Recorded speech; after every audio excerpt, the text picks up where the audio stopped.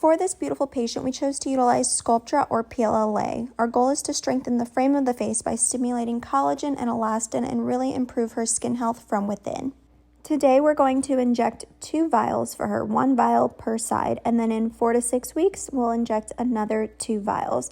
The goal, like I said, is to strengthen the frame of her face. She has really beautiful bone structure, but we really want to kind of invest in that skin and really improve that skin health from within. So my goal is to inject approximately about 2 cc's per area, 2 cc's in the temple, 2 cc's in the cheek, 2 cc's in the pre-auricular, and 2 cc's in the jawline. I get about 8 cc's per vial when I draw it out after mixing it. I typically mix my Sculptra or PLLA with 8 cc's or 8.5 cc's of sterile water with 0.5 cc's of plain lidocaine.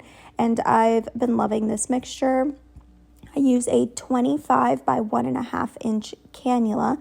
I started with a 23 gauge port and I am injecting quite superficially. Really, I want to see the shape of that cannula because we want to be in that superficial dermis where those fibroblasts live, because that's what we're trying to target, are those fibroblasts. So I'm just laying small retrograde threads. I'm working through the temple, always knowing where my plane of injection is, always knowing where the tip of my cannula is, and I'm always checking my depth. You'll see I raise my cannula up often to really make sure I'm not diving deep or that cannula is not flexing. I want to stay nice and parallel to that temple. So I'm laying and just working my way through the temple. You'll hit some resistance, but the goal is just to slowly work through the temple. You do not want to force that cannula through. You can cause a big hematoma in this area. The main vascular structure that we are concerned about lies deeper than the plane that I am in. So from a vascular occlusion standpoint, I'm feeling very safe. But you always consider every patient as some wild anatomical anomaly and you always play it safe. I'm always moving my cannula when I'm injecting product. I never stay stationary and inject a large bolus. I'm always laying small retrograde threads. So God forbid something were to happen. Hopefully it was just a small amount of product that got in there. That's my mindset. Always be moving your tool. Unless you are stationary on periosteum, that's when I will inject a stationary bolus. But you could see I'm just blending and injecting small threads of PLLA just to lay a nice blanket of product in that temple. So now using my 23 gauge port again, I insert that entry needle. Pray it doesn't bleed. Oftentimes, if you guys know, you know, when you insert that cannula port right there, that needle, they can get a little bit of a bleeder there. So I'm happy that she was okay. So now inserting my 25 by 1.5 inch cannula and just slowly working my way through that tissue. You'll see I never forcibly push my cannula through.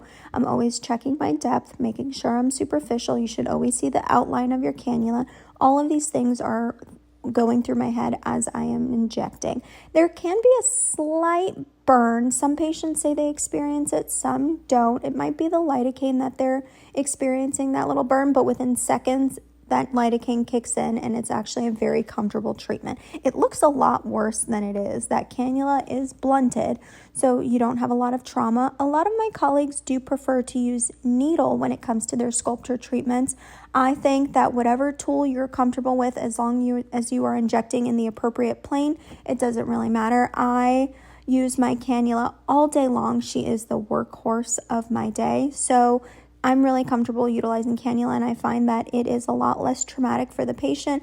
You have that one little entry point where I can access 3 areas: the temple, the cheek, and the pre-auricular. But there's no wrong way to skin a cat. I think as long as you are safely injecting, then it is absolutely fine. So that depth is perfect that I'm in. Now remember, when I'm injecting the pre-auricular region, I'm being really mindful and respecting that parotid gland that is sitting right there.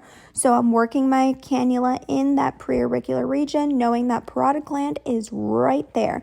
So I'm always checking the depth of my cannula. You see how I'm constantly lifting and lifting and lifting because I know that parotid gland lives there. But if I can see the shape of my cannula, then I know that I am superficial to that parotid gland, and I know that I am safe. A lot of these things are visual cues that you learn as you gain that experience, and cannula is a lot of touch and feel. I find that every new injector should learn cannula. I think it helps minimize risk. It doesn't remove risk, but it definitely helps minimize it.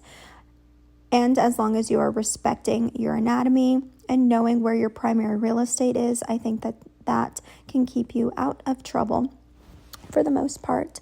So, laid my threads of PLLA in the pre-auricular region, and now I'm going to work on the lower face. Inject a little lidocaine with epi, a little bolus of that, my 23 gauge entry needle, and now inserting my cannula.